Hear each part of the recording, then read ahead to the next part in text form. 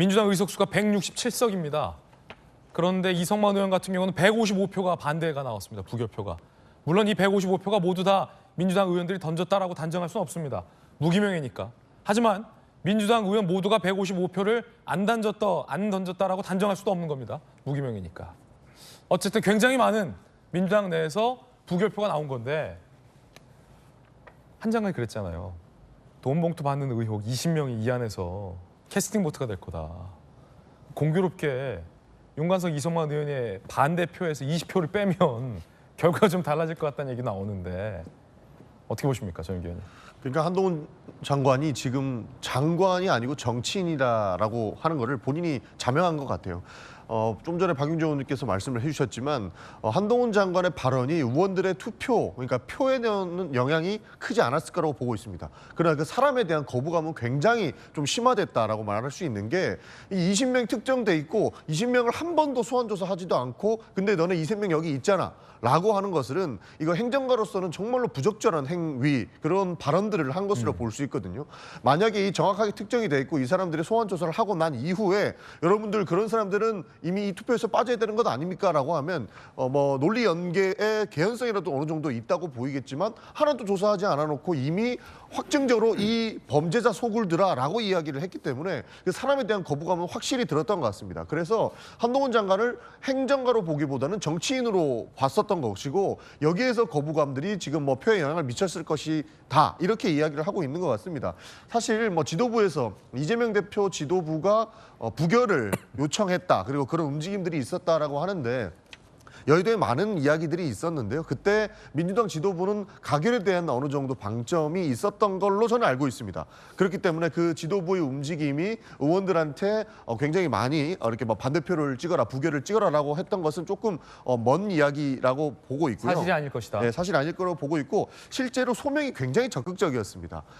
그 이성만 의원 같은 경우에는 본인이 나와가지고 신상 발언을 할 때도 친전을 통해서도 여러분들께 밝혔겠지만 이라는 단어를 썼습니다. 그게 뭐냐면 여야를 떠나서 친전을 통해서 본인의 입장을 지속적으로 밝혀왔던 것이고 문자도 몇 번 보냈던 걸로 알고 있거든요. 그런 구명 운동들이 실제로 의원들의 표심에도 영향을 미쳤을 것이라고 보고 있고 본인의 억울한 부분들을 잘 어필했다고 보고 있거든요. 그런 측면에서 이렇게 나온 것이지 이거 지도부가 움직여서 그렇다고 보기에는 조금 어렵지 않을까 하고 생각합니다. 제가 궁금한 건 박용진 의원님, 민주당 의원들의 메시지가 좀 혼란스러운데 모든 조간 신문들이 어제 다 민주당을 비판했어요. 국민들도 민주당의 방탄에 대해서 비판적으로 보고 있습니다. 민주당 의원 스스로도 부끄러운 일이라고 해요. 왜 아무도 사과 안 합니까? 민주당 의원들 나오는 메시지가 다 한동훈 지적인데 뭐 한동훈 잘못됐다는 건 민주당 의원들의 지적인데 왜 민주당 사과 안 합니까? 앞서 말씀드린 것처럼 방탄에 늪에 빠진 것 같다라고 말씀을 드렸고 제가 무슨 뭐 당 지도부나 당 대표는 아니니까 당을 대표해서 드릴 말씀은 아니지만 결과에 대해서는 우리 국민들이 그렇게 보시겠구나. 근데 민주당 의원들이 왜 이렇게 그런 방탄 비판을 받을 수 있음에도 불구하고 이런 판단을 개개인적이 했을까? 이 부분에 대해서는 뭐 다들 생각이 좀 다른 거는 같아요. 그렇군요. 제가 한 가지 드리고 싶은 말씀은 한동훈 장관이 국회 본회의장에서 저런 말씀을 하시려면 여기 20명의 범죄 혐의자들이 있으니까 이분들이 투표하면 안 된다고 얘기하실 거면 법률가로서나 법무부 장관으로서나 그러면 다음 조치를 취하셨어야 맞다고 봐요.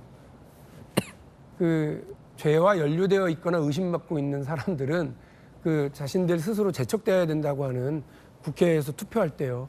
심지어는 있잖아요. 이성만, 윤관석 의원은 그럼 저 투표를 안 했을까요? 하영재 의원은 투표 안 했을까요? 다 투표했어요. 본인들이 범죄 혐의가 명확하게 드러나다고 있는 그런 혐의가 있는 그 체포영장 혹은 구속영장 청구서가 와 있는데도 불구하고 본인들이 투표를 했어요. 그런데 법무부 장관이 무책임하게 선동만 하고 그다음에 아무 제도적 조치를 안 취해? 제가 법무부 장관이면 앞으로 국회에서 이런 표결을 할 때 국회의원 중에 그 당사자 혹은 공범으로 지정되어 있거나 하는 사람들은 이 제척사유다라고 하는 그런 법안을 내세요. 제도 개선을 할 생각을 안 하고 그거를 와가지고 푸념이라는 법무부 장관 그런 꼴은 보고 싶지 않습니다.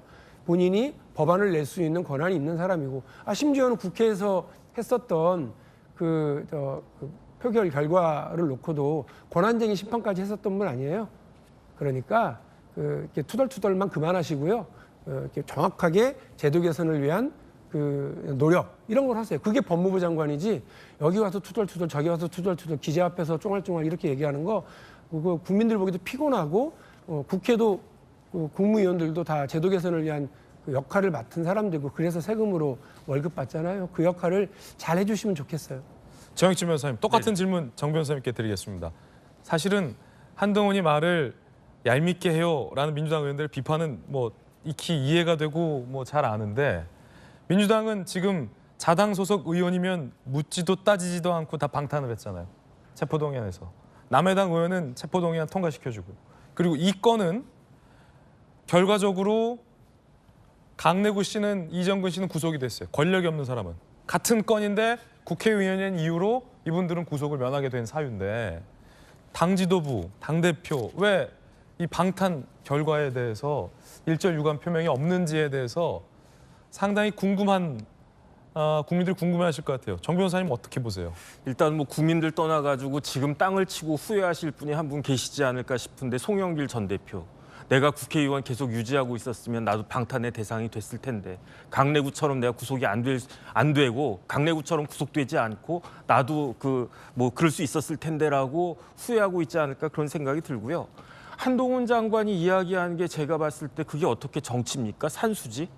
간단하잖아요. 6천 나누기 300 하면 20명이잖아요. 누군지 확정은 안 돼도 저 안에 들어있는 사람 중에 20명 정도는 봉투를 받았을 것이다라고 여러 가지 루트를 통해서 녹취록 등을 통해 가지고 확인이 된 거 아니겠습니까? 제가 한동훈 장관이라고 해도 제가 법무부 장관이라고 하더라도 누구라고 꼭 찍진 못하더라도 20명 정도는 봉투를 받은 게 맞기 때문에 그런 분들은 문제가 있는 거 아니냐.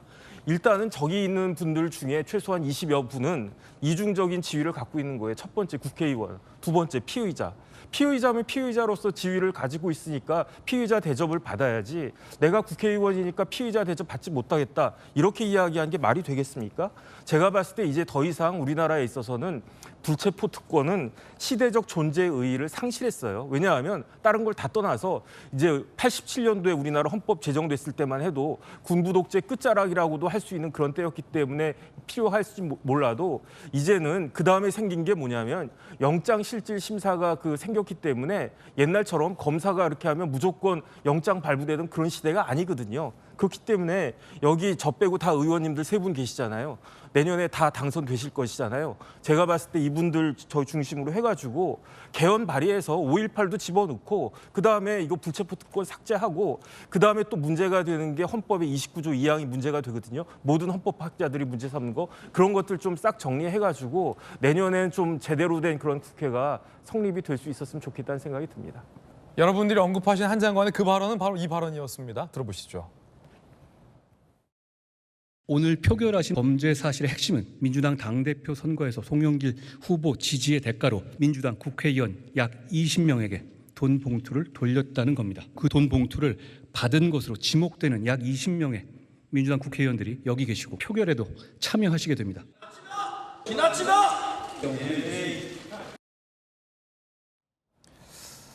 자, 이 한동훈 탓이 여전히 나옵니다. 들어보시죠.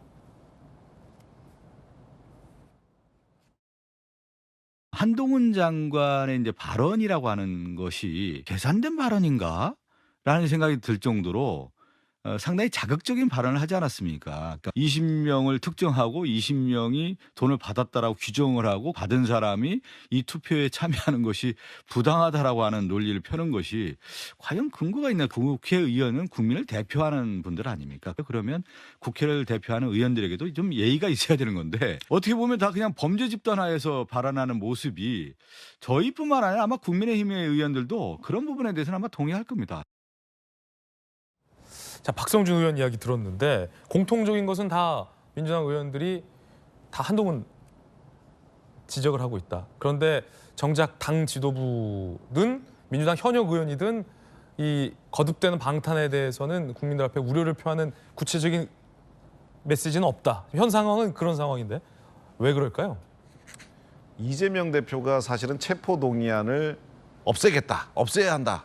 특권위에 군림하는 국회의원들 뭐 이런 이야기를 이재명 대표가 많이 하셨어요.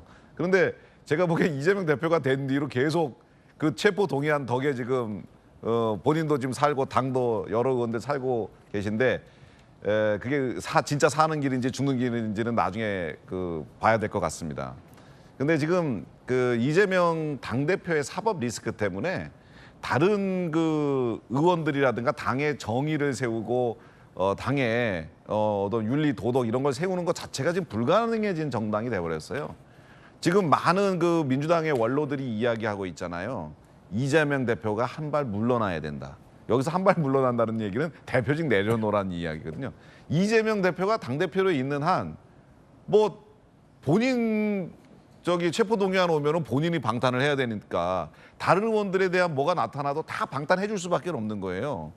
그리고 체포동의안 없애자 이런 얘기도 지금 뭐 개혁적인 얘기도 과거에는 했습니다만 이제는 쑥 집어넣고 말도 못하는 이런 상황이 돼버린 거고 지금 당의 비명계 의원들이나 그다음에 당의 원로라든가 이런 분들이 이재명 대표한테 이야기하는 거를 이재명 대표가 듣고서 물러난다면은 민주당이 내년 총선에서 저는 뭐 또 어떻게 살아날 수 있다고 생각합니다만 이재명 대표가 안 물러나고 계속 있다. 그러면 내년 선거가 원래는 윤석열 정부가 2년 끝나고 3년 차 되는 해에 맞이하는 선거라서 현 정부가 잘하고 있느냐 못하고 있느냐 중간 선거 평가가 원래 되는 선거인데 이재명 대표가 이렇게 있다가 안 물러나면은 내년 선거는 이재명 대표 심판 선거가 된다. 저는 이렇게 단호하게 얘기할 수 있는데 민주당 의원들도 이걸 잘 알 텐데도 전혀 움직임이 없는 거 보면은 너무 뭐 본인 살기에 급급한 모양새만 보이는 거 아닌가. 물론 우리 박용진 의원과 전용기 의원은 그렇지 않을 거라고 봅니다. 당내에서 올바른 목소리 내주시기 바랍니다. 여당에서는 민주당의 방탄이 이스라엘이 만든 아이언 돔으로 진화를 했다. 흥미로운 얘기도 했군요. 그러니까 방탄은 그냥 총알만 탕 막는 건데 이스라엘의 아이언돔은 온갖 걸 다 막잖아요. 아이언돔 수준이다라고 비판이 나오고 있습니다. 웃지 못할 우픈 이야기군요.